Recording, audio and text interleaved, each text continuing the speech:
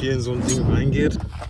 Die ist nämlich bis oben hin vollgeladen und dann zeige ich euch dieses Fahrzeug noch. Fahrstuhl ist gut voll. Erstzulassung in Schweden und da wird man natürlich richtig variabel. Kennt man natürlich noch die ganzen Schweißpunkte ab Werk. Kann richtig hässlich werden. Hier sieht man den Subaru-Umbau mit dem EJ22. Ich muss das Auto unbedingt wieder waschen. Ich finde es mega. Kilometerstand von 142.000. Wie hieß denn das denn? Oh, wie ist das denn? Moin Moin und herzlich willkommen zu einem neuen Video auf diesem Kanal. Ich nehme euch heute mal mit. Ich mache einen kleinen Umzug mit den restlichen Bürosachen von mir zu Hause in meine Lagerhalle. Lange Rede, kurzer Sinn. Ich muss jede Menge Zeug von A nach B bringen und ein Auto voll packen. Was eignet sich dafür besser als so eine wunderschöne T3 Synchro Doka? Anlass des Videos ist, ich zeige euch mal das Fahrzeug, nehme euch ein bisschen mit. Wir laden das ganze Ding jetzt nochmal voll und wenn ihr mehr über das Fahrzeug wissen wollt und die Vorzüge von so einem schönen rostfreien Originallackauto aus irgendeiner südlichen oder skandinavischen Gegend, dann bleibt dran und wir sehen uns gleich wieder. Bis gleich.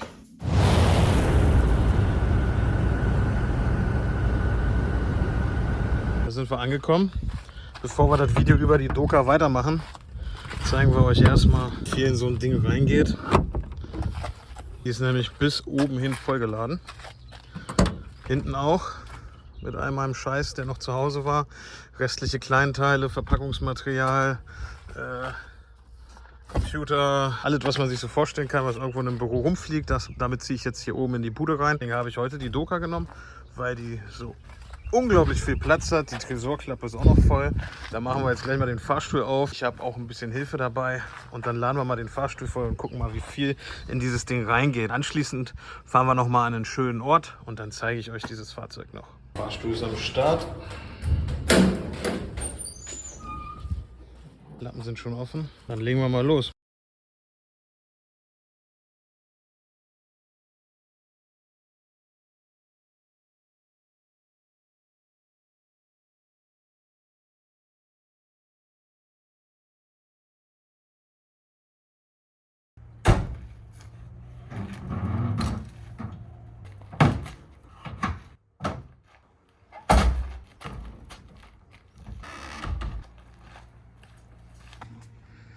So, das Auto kann hier stehen bleiben. Fahrstuhl ist gut voll. Das ist auch kein kleiner Fahrstuhl, das war alles in der Doka. Richtig schöne Ladung, die bringen wir jetzt hoch und dann fahren wir weiter.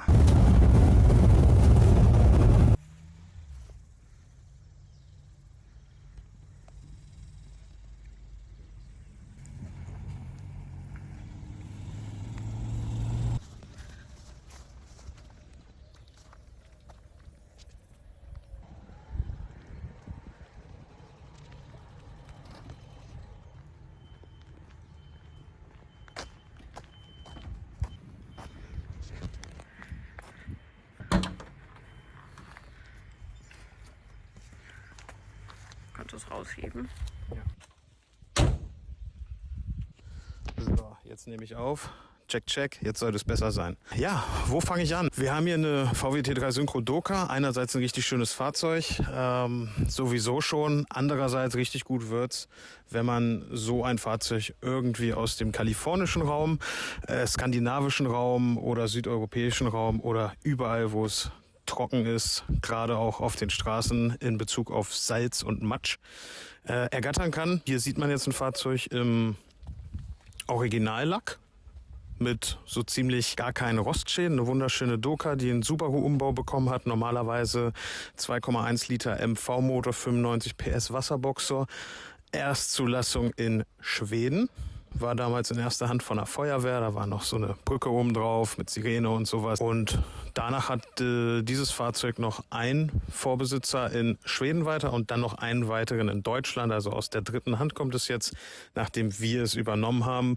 Jetzt fahre ich auch tagtäglich schon immer so ein bisschen damit rum, weil es einfach Spaß macht. Das Auto sah schon noch besser aus, poliert, aufbereitet, ist jetzt schon wieder ein bisschen dreckig geworden. Ich führe euch jetzt einfach mal rum, was die Vorteile von so einem, in dem Fall schwedischen Auto sind, gerade in Bezug auf Erstlack und Rost und Erhaltung der Karosserie. Natürlich kann man alles restaurieren, aber es ist sehr schwierig, den Rost aus so einer Karosse zu bekommen, wenn er erstmal drin ist.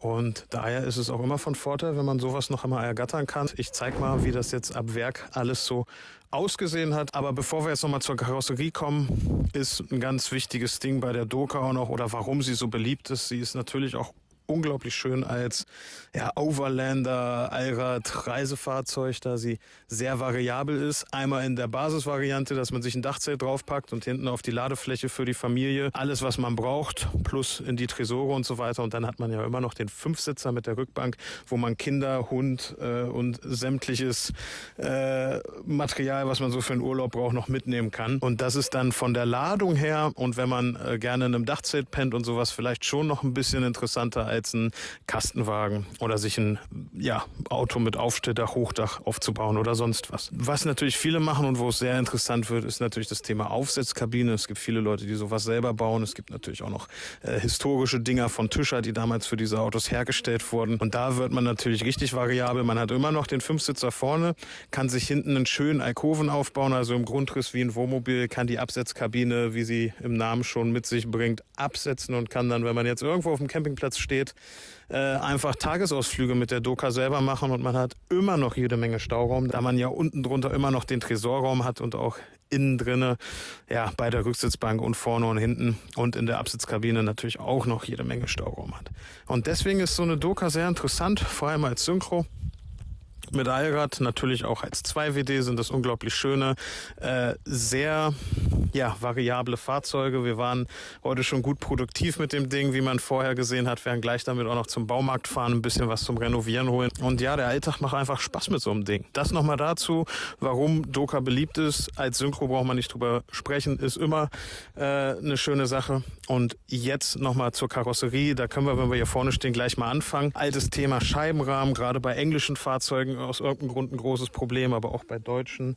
All diesen Sicken hier, die sind aber auch bei Fahrzeugen aus Deutschland oder anderen Ländern oft noch gut erhalten. Wo es natürlich immer interessant wird, sind diese offensichtlichen Rostherde.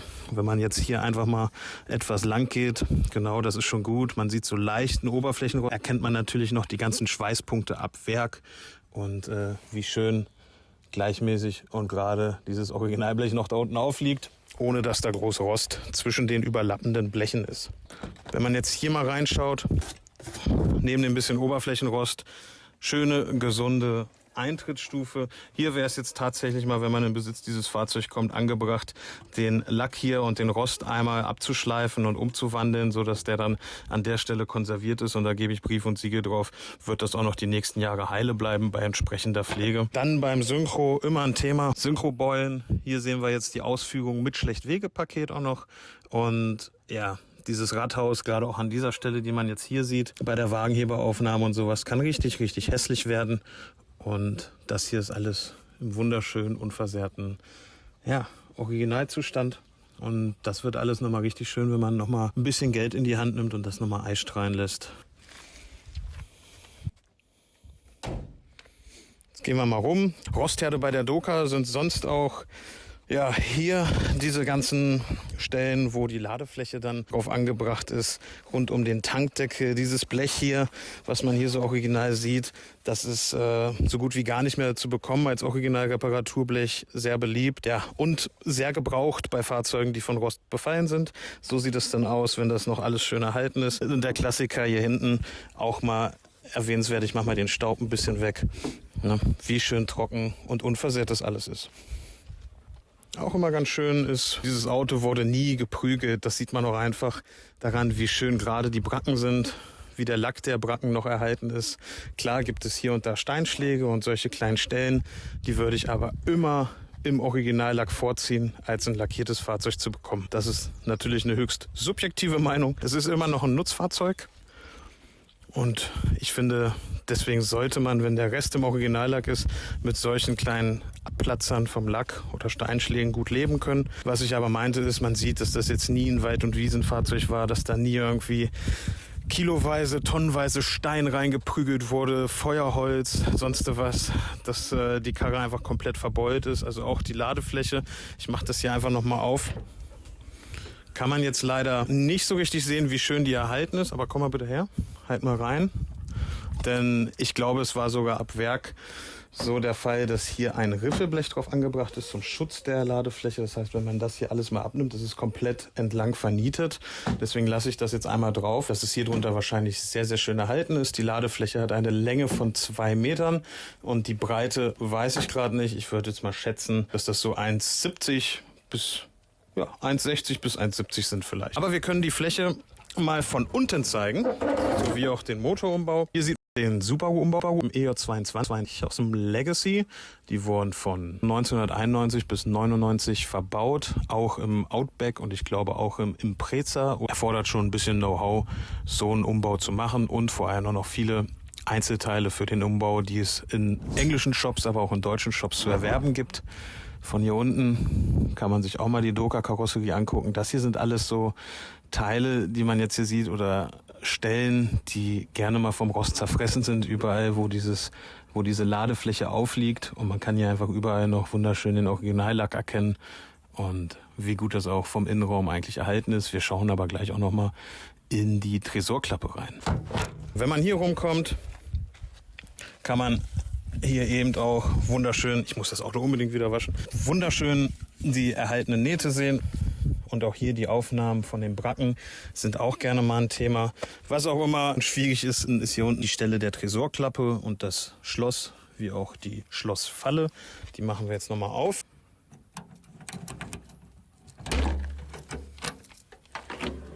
Hier haben wir eben vergessen, einen Karton auszuräumen. Den stelle ich mal ein bisschen zur Seite. Wenn man sich für so eine Doka interessiert, ist das hier auch immer ein Rostherd, der nicht gut aussieht. Also einmal, wo die Gurtfalle drauf angebracht ist, aber auch die ganze Tresorklappe. So sieht das dann von hier drin und von unten in diesem Fahrzeug aus. Hier ist ein Teil der Motorelektronik vom Subaru-Umbau. Und ja, alles schön sauber und schön erhalten. Wirklich ein schönes Originallackfahrzeug. So. Was ich natürlich auch noch erwähnen möchte, so wie beim Fensterbus als auch hier, was hier beim Fensterbus die sogenannte Küchenfuge wäre, da die vor allem bei Westfalia-Bussen immer sehr angegriffen ist und natürlich auch gerade beim Synchro-Wagenheberaufnahme Unterseite B-Säule ist es einfach schön, wie das hier erhalten ist und auch wie hier die Bleche übereinander lappen bei den Außen- und Innenschwellern. Möchte ich einfach mal zeigen, wie sowas ab Werk aussehen kann, wie schön gerade das dann auch alles ist und ja, ich finde es mega. Auch hier können wir nochmal die normale Stelle der Synchrobeule zeigen und den Radkasten. Hier hatte ich schon mal ein bisschen Unterbodenschutz abgenommen, einfach auch um zu gucken, wie der Zustand ist. Bleibe nochmal dabei. Auch hier wäre wohl sehr in den Radkästen vor allem und beim Unterboden das Eisstrahlen mal angebracht. Aber da kann sich eventuell noch mal irgendwann der nächste Besitzer drum kümmern. Dann hat er neben dem Kauf von diesem wunderschönen Originallackfahrzeug auch noch ein weiteres Erfolgserlebnis. Von innen sind die Autos eher simpel gehalten, bieten noch jede Menge Raum zum Optimieren. Man sieht hier die Verkleidungen und die Sitzausstattung im gängigen Color Tweed. Hier ist vorne die Scheinwerferreinigungsanlage und die Sitzheizung für den Fahrer. Im Zuge des Motorumbaus wurde hier auch noch ein Drehzahlmesser realisiert. Eine Sperre kommt mit dem Synchro und ein wunderschönes Armaturenbrett in beledertem Grau, wo ich gerade nicht weiß, ob das ab Werk schon drin war. Und was auch nochmal ein bisschen zeigt, wie schön der Rest der Karosse und des Autos original erhalten ist. Mit übrigens einem Kilometerstand von 142.000 ist der Innenraum mit dem Himmel, wunderschöne Rücksitzbank und immer noch sehr, sehr frisch wirkendem Lack.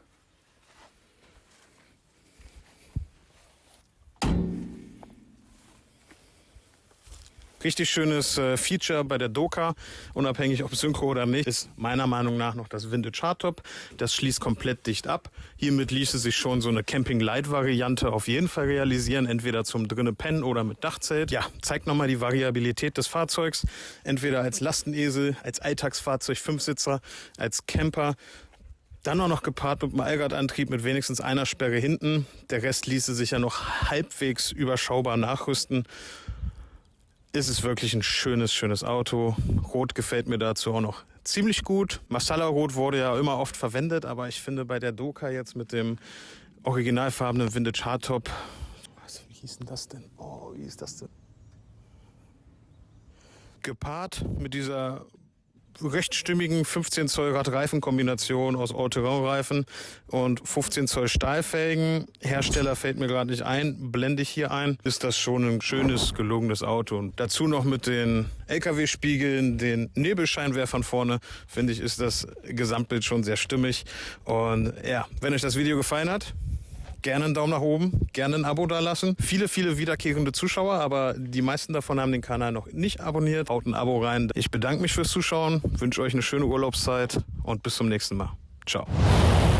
Du warst hier tapfer und geduldig genug. Als Belohnung darfst du jetzt in den See springen.